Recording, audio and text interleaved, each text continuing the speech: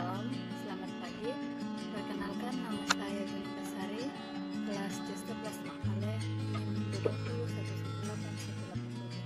Di video kali ini saya akan menceritakan cerita rakyat yang berjudul Burung Ajaib, karya Dina Arfianti Fasa tahun 2016 dari Kalimantan Timur.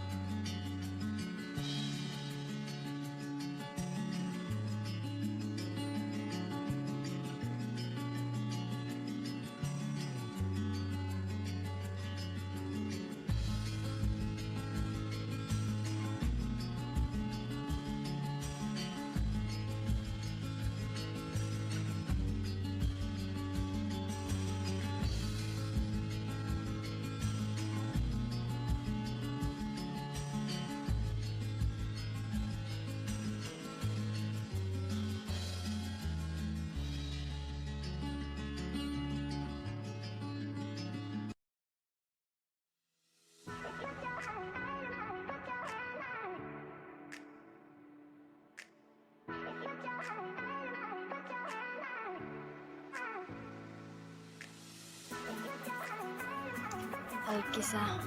Suatu pagi, cuaca di kerajaan Rimba Belantara terlihat cerah, yang dihuni berbagai binatang dari berbagai jenis yang berperilaku seperti manusia, yang memiliki raja masing-masing.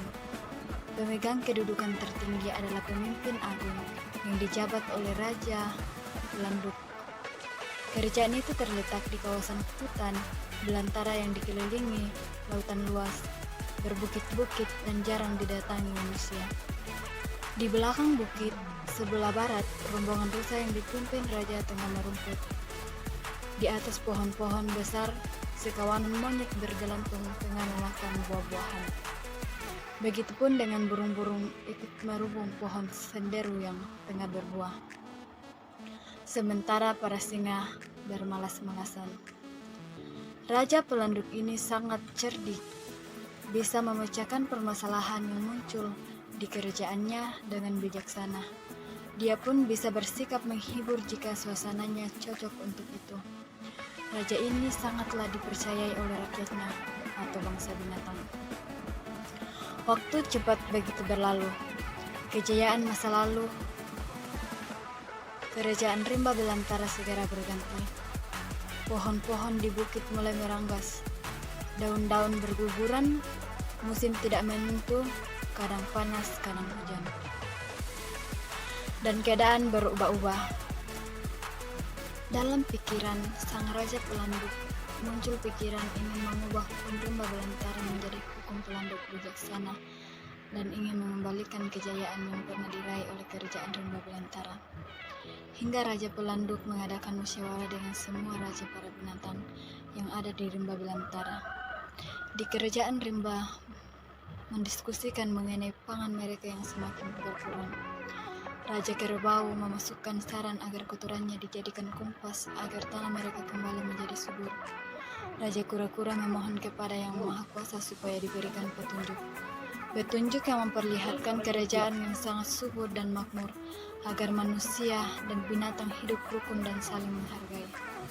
Nah, kerajaan itu memiliki burung ajaib atau burung yang dikeramatkan, yaitu kerajaan yang ada di seberang kerajaan Rimba.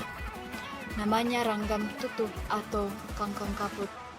Doa burung itu selalu dikabulkan oleh Tuhan, hingga muncullah pikiran peserta musyawarah untuk memiliki burung ajaib itu. Dan mereka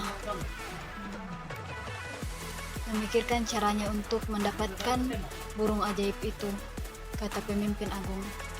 Kita belum membicarakan siapa yang akan menjadi utusan seketika.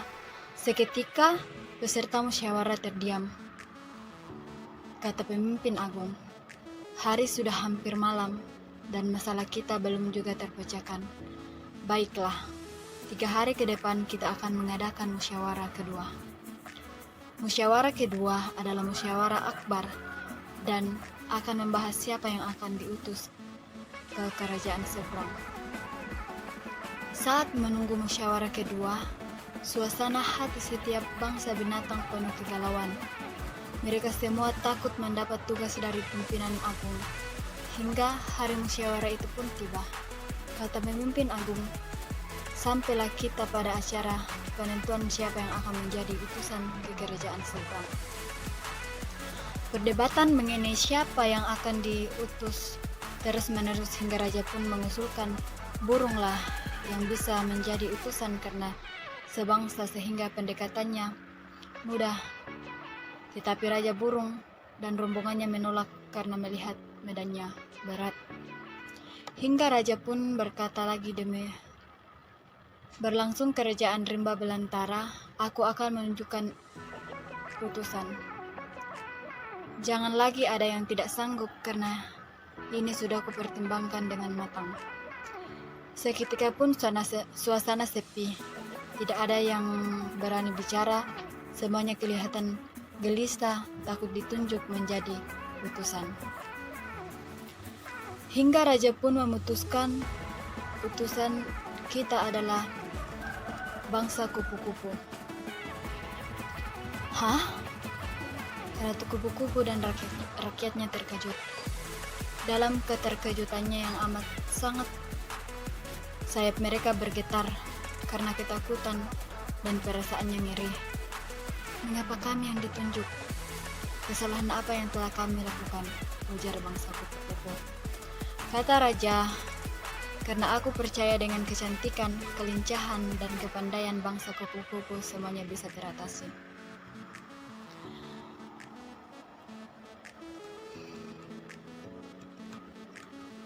Pemimpin agung, tugas ini sangat berat.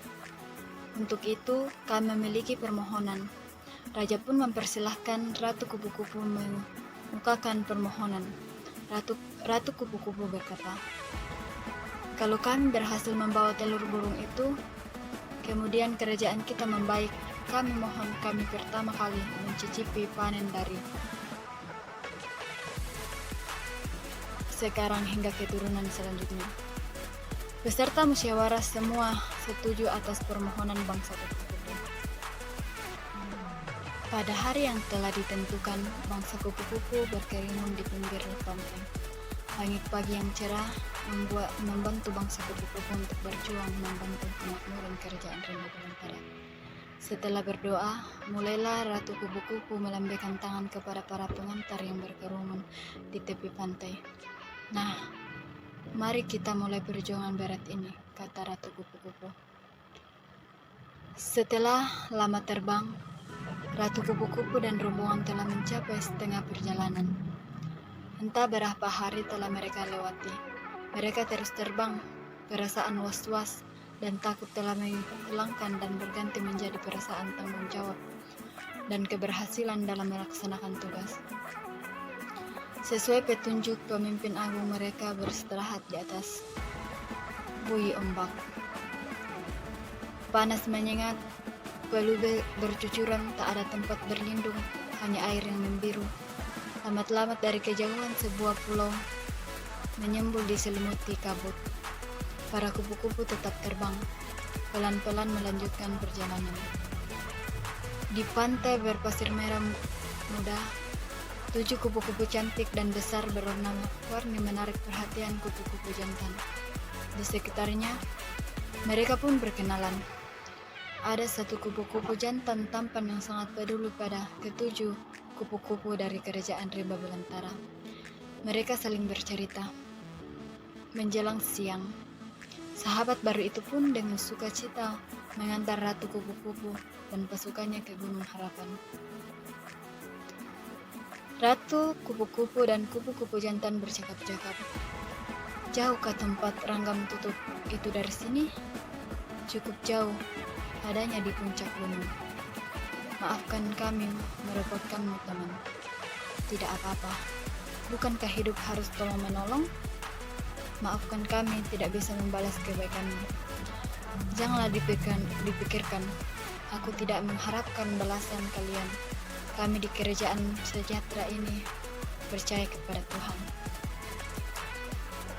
Religius sekali penghuni pulau sejahtera ini, sahut Ratu Kupu-Kupu lagi. Kami bersyukur kepada Tuhan. Secara tidak sengaja saya mendengar pembicaraan beberapa manusia. Katanya, Kerajaan ini subur dan rajanya adil serta bijaksana. Rata-rata bangsa mereka kaya raya. Setelah sampai di puncak Gunung Harapan, sahabat baru itu langsung memberi salam kepada ketua adat Teranggam Tutup.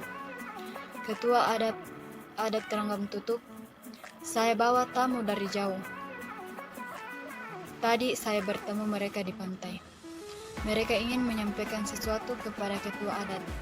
Seketika, ketua adat mempersilahkan Ratu Kupu-Kupu menyampaikan maksud kedatangannya. Ratu Kupu-Kupu pun menyampaikan dan menceritakan peristiwa kekurangan pangan di kerajaan Rimba Belantara. Musyawarah yang mereka adakan dan jalan keluar dari ahli ujung kerajaan supaya memelihara burung ranggam tutup karena doa burung itu makbul. Setelah menginap 1 malam, Ratu Kupu-Kupu beserta anak buahnya akhirnya mohon pamit kepada ketua adat Teranggam Tutup, sahabat mereka dan binatang yang ada di sekitar tempat ketua adat. Kelompok kupu-kupu berhasil mendapatkan telur burung ranggam tutup yang harus dierami. Di Rimba Belantara, pada pagi hari yang sunyi, burung Teluk Sandi tengah memantau keadaan di pohon yang sangat tinggi dan melihat Ratu Kupu-Kupu dan pasukannya. Semua penghuni kerajaan Rimba Belantara datang ke tepi pantai untuk menyambut kedatangan Ratu Kupu-Kupu beserta anak buahnya. Tanpa sadar, anak buah kepercayaan Ratu Kupu-Kupu menjatuhkan telur itu ke pohon salak, dan Tupela yang mengambil telur itu dari pohon salak. Setelah telur itu berada di hadapan warga Rimba Belantara, mereka kembali kebingungan siapa yang akan menyerami telur itu sampai telur itu menetas. Dan akhirnya raja kembali menunjuk burung ketinjau atau murai yang akan mengerami telur itu. Mulanya burung ketinjau keberatan, tetapi setelah dibujuk dan diceritakan beratnya perjuangan para kupu-kupu untuk mendapat telur itu, ketinjau pun mau. Selama berbulan-bulan burung ketinjau mengerami telur burung ranggam tutup, akhirnya telur itu menetas. Semua warga Rimba Belantara menyaksikan bersorak kegirangan. Waktu berjalan dengan cepat.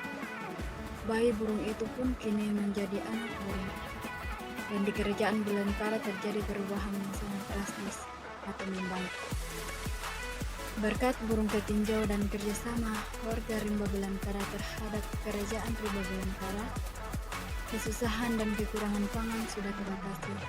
Peristiwa ini memberikan pelajaran yang sangat berharga kepada seluruh warga kerajaan Rimba, bahwa mereka harus tolong menolong dan rela berkorban demi kepentingan bersama. Demikianlah yang saya dapat ceritakan, kurang dan lebihnya mohon dimaafkan. Jadi cerita ini mengajarkan kita bahwa dengan niat dan usaha yang kuat, siapapun bisa mendapatkan hal yang dia inginkan. Demikianlah pemaparan saya. Sekian dan terima kasih. Shalom. Selamat malam.